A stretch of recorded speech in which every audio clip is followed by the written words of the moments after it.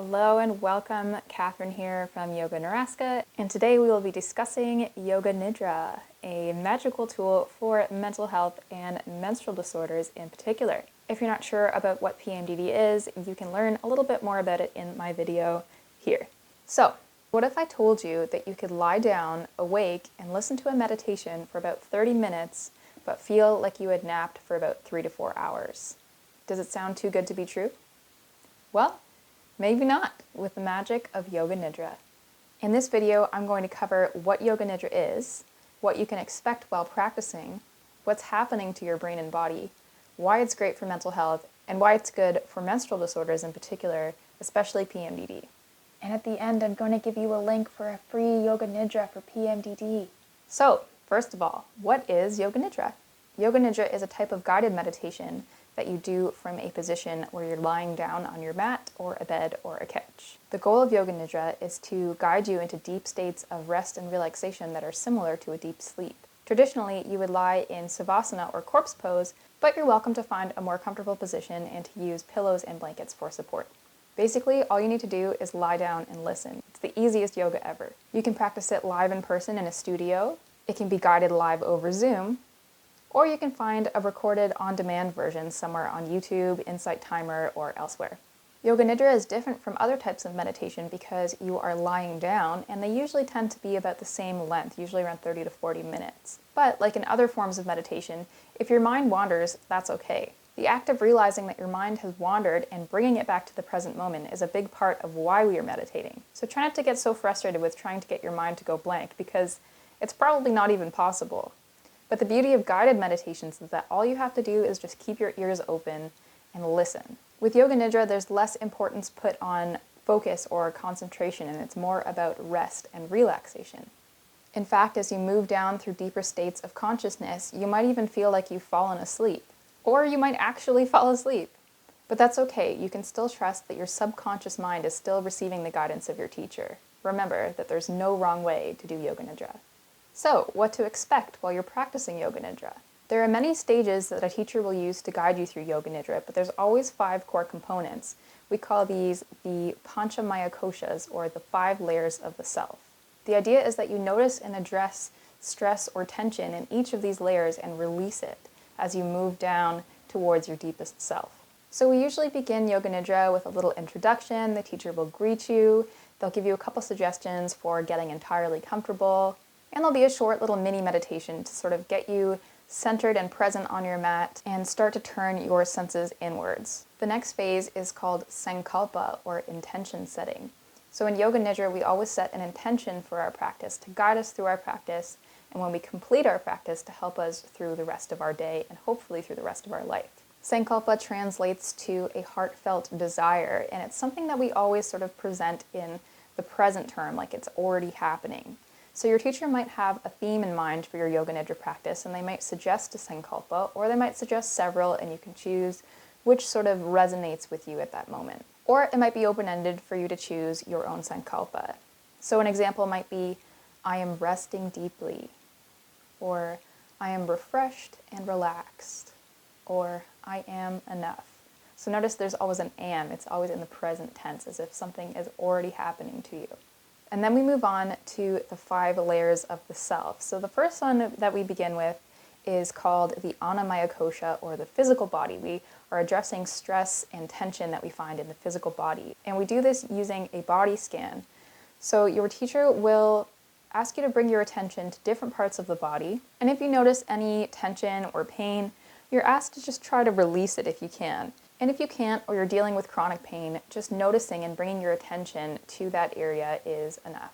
Next, we move to the Pranamaya Kosha, or the energy layer. So we've left the physical body, and now we're moving deeper into the energy body. And one way that we can explore the flow of energy through our bodies is using the breath. So here your teacher will direct you to just notice the temperature of the air as it enters your body, the depth of your breath, the rise and fall of the belly, and they might even instruct you to do a couple breathing exercises to deepen the breath and really connect in with it. From there we move on to the Manomaya Kosha, or the emotional or mental layer. So you might notice that these layers of the self are becoming more subtle. The physical body is obviously very physical and dense, The energy body is a little bit more subconceptual, and then we're moving on to something that you can't see but you can definitely feel, which is our emotions and our mental processes. And we all know that stress and tension can definitely be caused and live within this emotional and mental layer of ourselves. So here, your teacher or your guide might direct you to sense opposite sensations or opposite emotions. So you might be feeling light and heavy, soft or dense, tension and release. They might ask you to imagine the feeling of calm and the feeling of anxiety, or the feeling of joy and the feeling of sadness. And the point here is to notice that we can feel two things at once, and we can find a balance between them. And as we move down past this layer, you'll be invited to just let those emotions and those concepts go completely as we move deeper into the layers of the self. The third layer that we explore is the Vijnana Maya Kosha, or the wisdom layer, and this one is one of my favorites. This is where you might begin to experience something that's similar to dreaming. You're awake, but you're having lots of mental imagery that's coming up, because your teacher will begin to invite you to imagine things, to visualize. You might be asked to imagine shapes or colors or even whole environments or places. You can let your imagination really just go wild here, and you might be surprised as to what your mind conjures up. And finally, we get to the fifth layer, or the deepest layer of the self, the Anandamaya Kosha, or the bliss body. So this is where we are at our deepest, truest core of ourselves, and we just get to bask in the bliss of deep, deep relaxation and releasing tension in any part of ourselves. This is where you'll experience something that's similar to a non-dreaming sleep, the deepest sleep that you can get. And this is what is said to be your deepest self. And here's where your teacher or your guide will remind you of your sankalpa, your intention that you picked at the beginning of your practice, to really just plant that seed so deep in yourself so that you can really believe it to be true and bring it with you through the rest of your day. So your teacher might remind you of the phrase, "I am resting deeply." And there might be a little bit of silence here as you let this sankalpa integrate and you bask in this bliss of deep, deep rest. And finally, we come to reintegration and reawakening. So you'll be moved back up these 5 layers that we mentioned, a little bit faster, but obviously not to jolt you out of your dreamy reverie, so to say. But similar exercises will be done to work with your imagination, your emotions, your energy or breath, and then to the physical body. So you come back to the present moment feeling completely whole. Although I should note that there are some yoga nidras that are designed specifically for insomnia, so they might actually end at the previous step, Anandamaya Kosha, so that you are just in this deep state of rest. And there's no reawakening phase, so it's just designed to get you into a deep, deep sleep and leave you there until hopefully your alarm wakes you up. But if it is just a regular yoga nidra that's designed for a short period of deep rest, there'll also be a conclusion where your teacher will invite you to slowly roll onto your side, take a minute to reawaken and connect with your surroundings, come up to a seated position, and generally, or at least the way I like to end my yoga nidras, is to thank everybody for showing up for themselves, for taking the time to practice with me, and I wish them a wonderful rest of their day. I also encourage you to take this time to notice how you feel as compared to when you began your practice. You might be really surprised at the difference in how your body and your mind and all 5 layers of yourself feel different. So, what is happening in the brain and body when we practice Yoga Nidra? Well, great news. There have been lots of scientific studies, well, not lots, but recently there have been more scientific studies on what is happening in the brain and body as we practice Yoga Nidra. So the reason why Yoga Nidra is such an effective tool for rest and relaxation has everything to do with your brain waves. And there are 5 main brainwave frequencies, which you might notice meld quite well with the 5 different layers of the self that we move down through. So the first one is gamma brain waves, and these are very, very fast and frequent brain waves. And they're the ones that we use generally when we're doing like really, really intense thinking.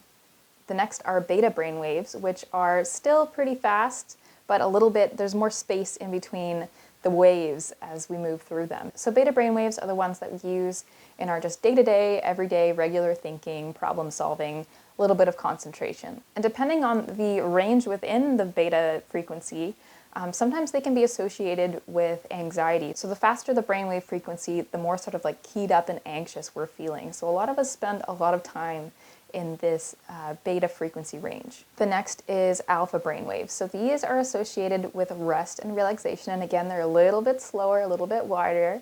And they're associated with feeling sort of drowsy, maybe on the edge of sleep and wakefulness. As I said, they're a range. So, higher on the alpha range, we're just going to be, sitting, watching TV maybe, or listening to music.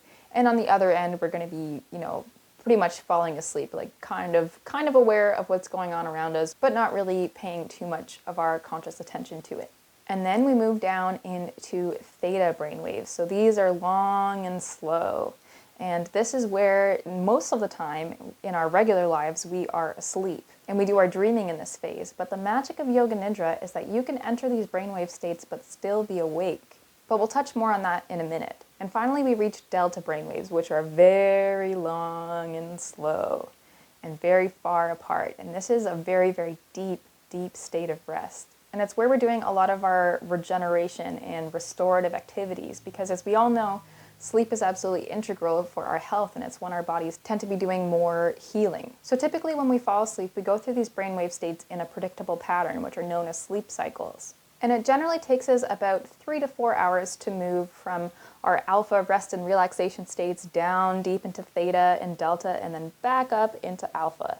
So that normally takes 3 to 4 hours. But in Yoga Nidra, we enter those deep, deep states very quickly, and we stay there for a longer period of time before returning back up into the more wakeful states. Or as I said, in some Yoga Nidras that are meant to put you to sleep or for insomnia, they'll take you very, very quickly into the deep, deep state of rest, and they will leave you down there, or you'll continue your normal sleep cycles as needed. So there was a study where they put people into I think an MRI machine or an EEG machine, where they could actually measure these brainwaves as people were meditating. And then they would put on a recording, a Yoga Nidra recording, and just watch what happened. And they noticed that indeed these meditators were entering these deep, deep states of rest.